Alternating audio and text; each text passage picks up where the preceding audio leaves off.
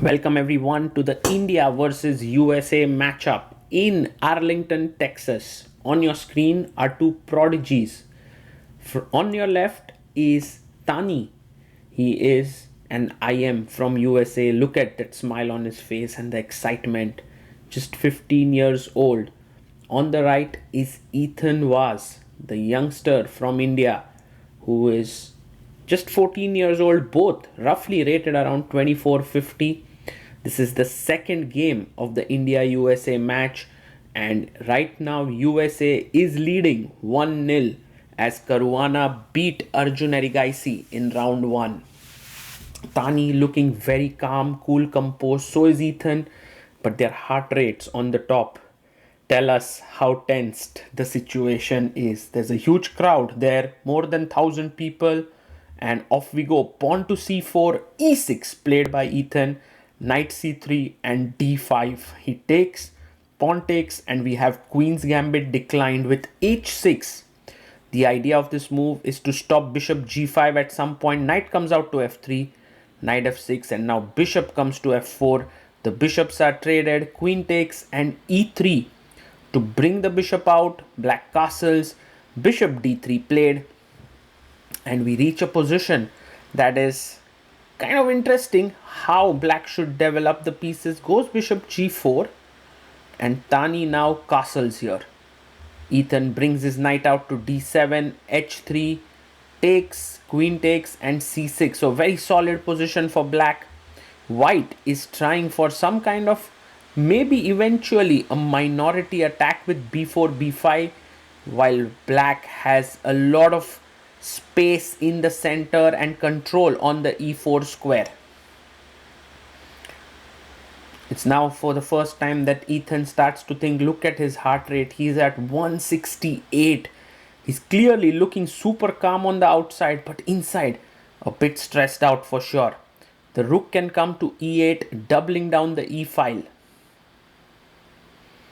Pawn to a3 and a5, stopping b4 almost instantly.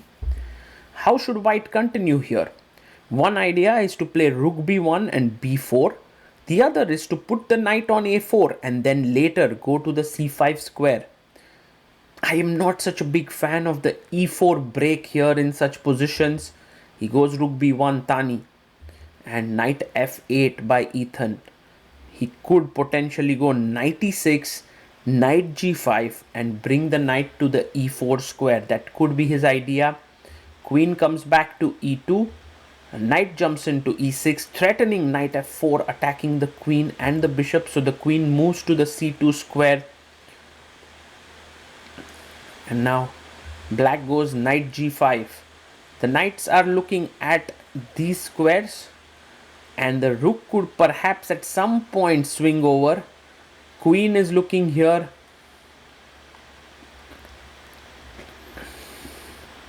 Let's see how white continues in this position.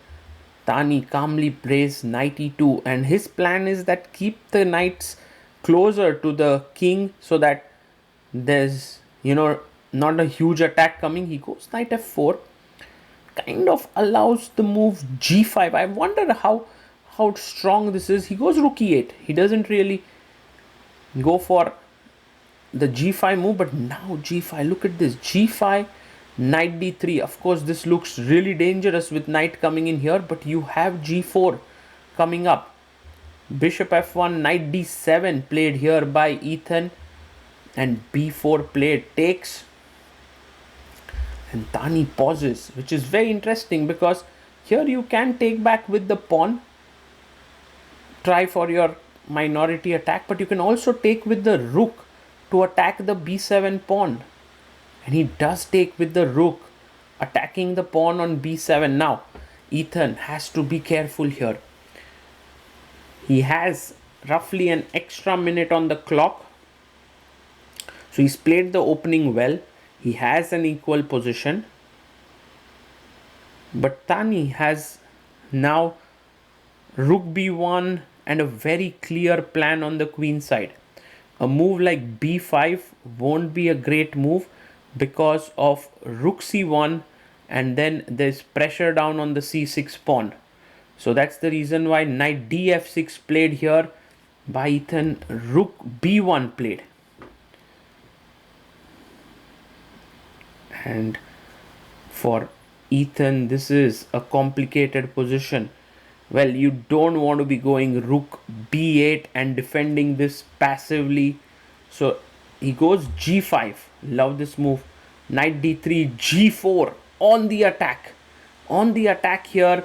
And Tani, who has 7 minutes 20 seconds, has a very good idea here, which is to take on b7, g takes h3, and g takes h3. His king is a bit weak, but it's not so easy to attack it, because knight is here. Maybe at some point you have f3 and f4, the queen can swing over, and you've snatched a very important pawn. Will Tani be able to recognize that taking here and letting black open up the king is fine? Well, not so easy. 6 minutes 50 seconds for Tani. Thinking hard here.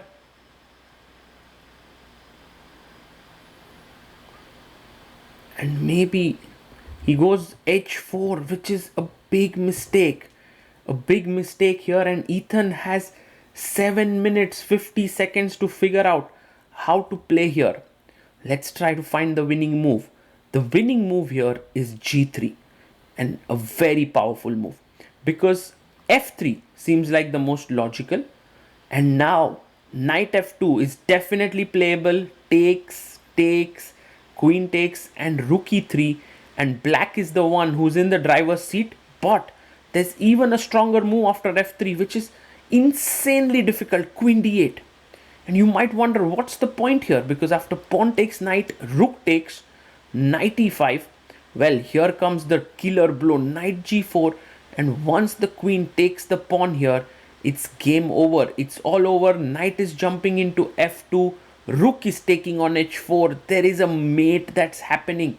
Now all of this needs to be calculated by Ethan, which is why he's taking his time, and rightly so here. This is the key moment in the game. 150 is his heart rate, and even if he took an extra minute here on the clock, that would be fine. Tani meanwhile has a smile on his face, but that's because the crowd is cheering. Ethan goes knight h5. He doesn't find the move g3. He plays knight h5, and once again his idea is g3. Knight jumps into e5, and now he plays g3.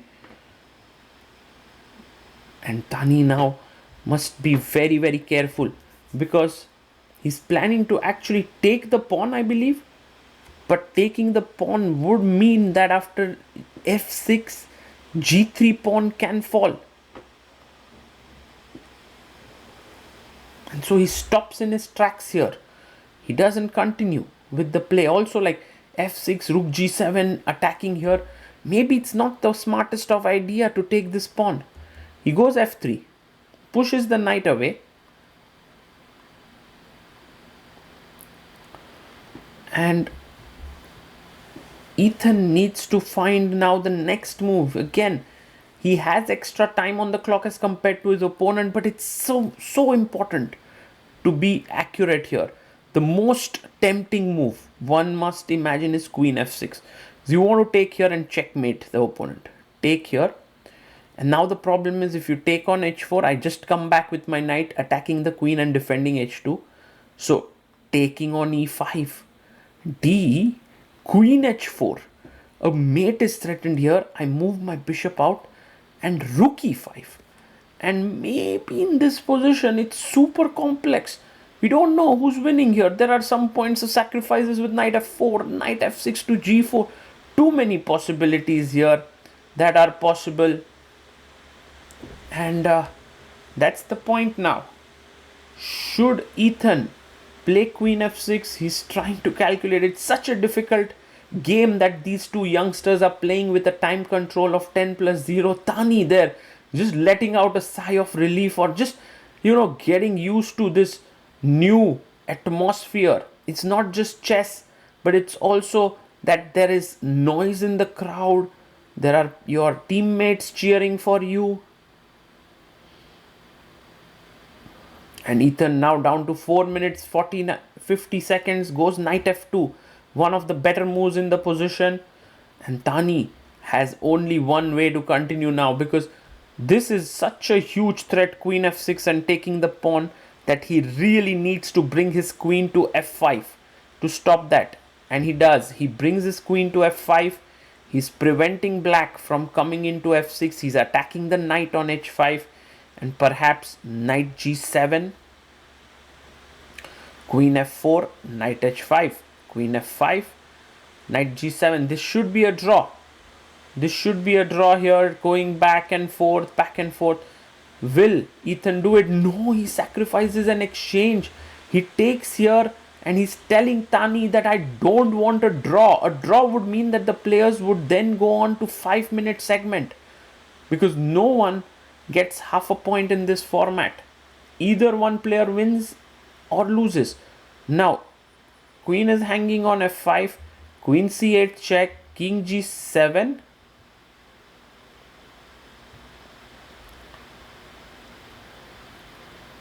And now rook takes b7 is hanging here at this point. And it is important because again, this could be the plan. This is hanging here. So too many threats in this position. And Tani now has 4 minutes 40 seconds. Well, he needs to create his threat. Rook b7, rook b8 and try to checkmate the black king. Both players have equal heart rates, almost equal time. Takes on b7. Good move by Tani. You can glimpse that these two youngsters will become extremely strong players in the years to come. It's beautiful to see them in action. Now the only move for Ethan is to play rook e3. Because yes, you can be tempted by queen f6, but it doesn't work. Rook b8, I take the pawn, check, check, king f5, and this is leading to a mate almost. Rook e3, taken here by Ethan. Great play. And now Tani says that there is no particular mating ideas on his king. And I think it's time to go rook b8. Plays it. Rook b8, trying to checkmate Ethan's king. And the only move for Ethan now, he has to stop attacking for some time and think about his king, to play knight f6 to take away the g8 square from the queen. And once you play knight f6, king can go to g6, maybe to h5, maybe even to f5.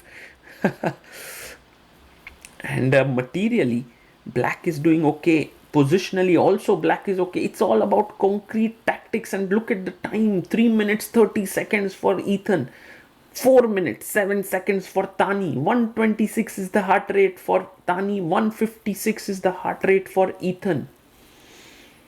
Time is running. Tani shaking his head there. He's feeling the enthusiasm there. Ethan, meanwhile, needs to defend. It's a very fine task that he has on hands between attack and defense.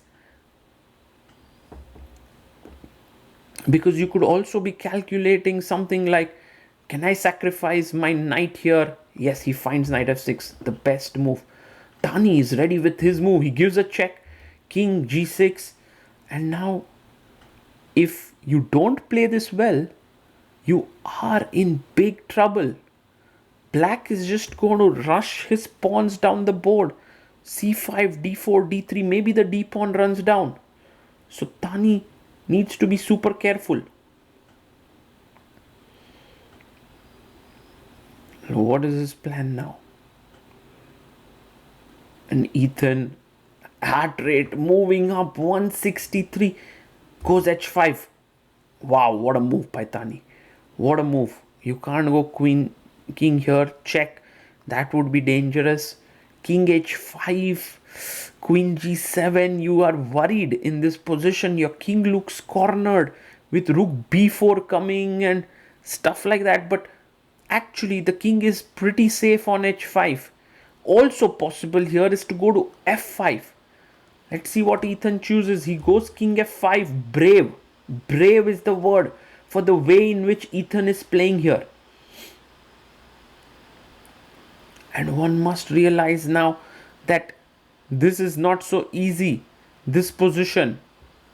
I mean, Tani would want to take this pawn here on h6, but it's not a good idea because everything is here hanging and in trouble. So king f5 played, and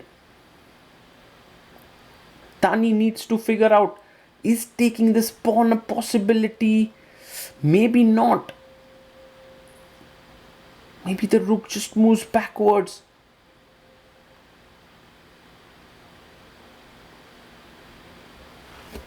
The only good move here is rook b4. Finds it. Insane. Insane how well this youngster is playing. And now Ethan needs to take on h5. Check here. And queen g6. A queen trade is okay in such a position because of these pawns and also the way in which the black pieces are placed.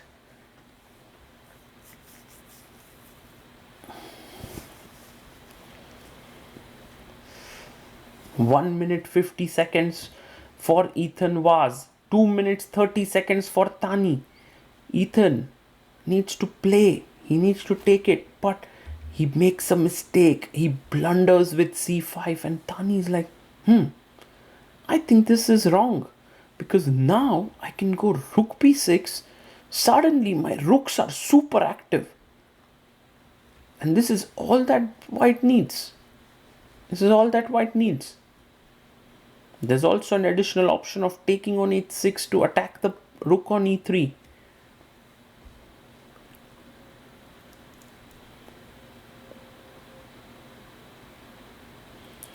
And Tani is about to make his move. Again, he's down to 1 minute 50 seconds. Both players are going to come under tremendous time pressure. So there's no increment in general, but after, when you come down to a minute, you get 1 second increment per move. Queen e5 met with queen h6. Ethan goes queen e7. And now Tani can chop off the pawn on h6.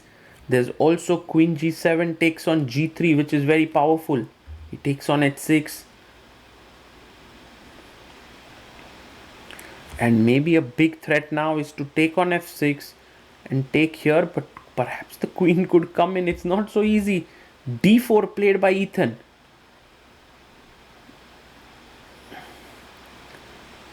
And rook b7 by Tani or not. He goes rook c1. Maybe giving an Ethan a chance to come back. Knight to d5. Attacking the rook.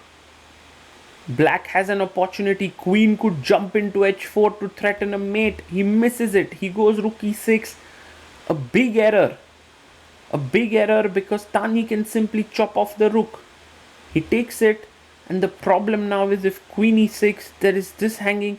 If f e6, there is queen e6 check. And king e6 is just a blunder because of rook e1.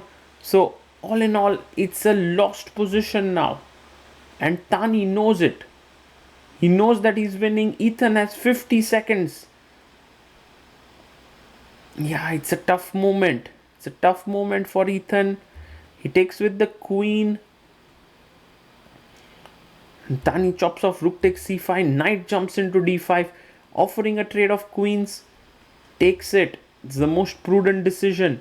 But now 44 seconds for Ethan. 1 minute for Tani. Still some intrigue because the d pawn for black is dangerous. It can run down the board. But Tani's a pawn and h pawns are the most dangerous as well. King g6. And can this pawn queen? Well, Tani's thinking maybe rook c4 is the good move. He plays it. Both players down to 40 seconds on the clock.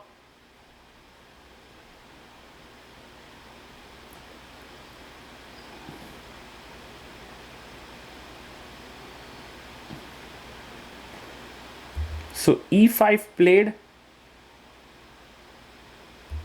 and rook c6 check. Oh, he's about to leave the rook rook c5. Fantastic chess here by Tani, who's up to 39 seconds. Ethan jumps with the knight. Knights are always tricky when you're low on time. He takes on e5, d3 played. And maybe it's time to just simply sacrifice the rook. No, takes. Sacrifice the bishop for the pawn or not? I guess rook d7 is possible. He plays it. Rook d7, 24 seconds to Tani, 22. Ethan, king g6, pushes the a pawn, king f6. Both teams actually standing behind, hoping that their player would win. Knight takes pawn. a5 played. Knight c5. Ethan's knight's trying to come back. Rook c7 played. Knight e6. And he finds rook c6. Whoa, what a beautiful move. And Tani gets the queen. He gets the queen in his hands. King e5. a6 played. Just 13 seconds for Tani, 7 for Ethan. 1 second increment per move. Takes the rook, makes a queen. And 2 knights versus queen. How dangerous can this be? Check. King here takes the g3 pawn. Knight jumps in. Queen e1. This can be very, very tricky. But look at Tani. He's playing so well. g5. Check. King h2. And Ethan now brings his knight to f4.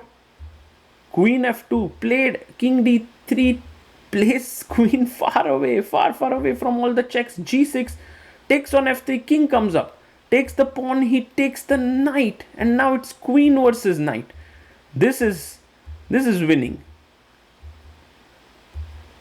It's something that will take some time, but 1 second increment should be enough. It was for these positions that this increment was introduced. And he's playing the king up. Check. King goes back. Queen g5. And slowly and steadily moving forward. Check. Tani is doing this beautifully. Brings the king in. And look at Hikaru. They're so happy. Checkmate. Tani scores the second win. 2-0 for USA. What a beautiful game there by Tani. And kudos to Ethan for fighting hard as well. He put up an impeccable fight there. And for sure, these two youngsters are going to be amazing players in the years to come. But for now, it's Tani who brings it home for his team USA. And look at there, Carissa, Fabi, Gotham Chess, Hikaru, everyone being so happy. Meanwhile, Ethan gets back to his team, who also gives him the words of encouragement there. But Tani is the man of the moment.